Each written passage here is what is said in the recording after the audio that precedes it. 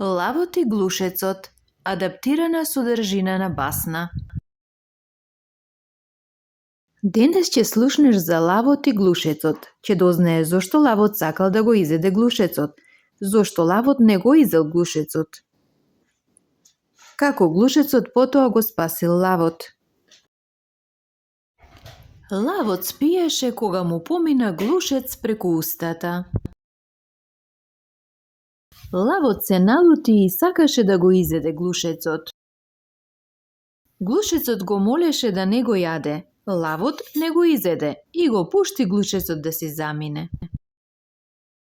Лавот се фати во мрежа. Тој беше силен, ама не можеше никако да се ослободи од мрежата. Дојде глушецот и ја изгриза мрежата. Лавот се ослободи. Лавот му се заблагодари на глушецот. Кој сакаше да го изеде глушецот? Лавот или слонот? Лавот. Кој ја изгриза мрежата и го ослободи лавот? Глушецот или кокошката? Глушецот. Браво!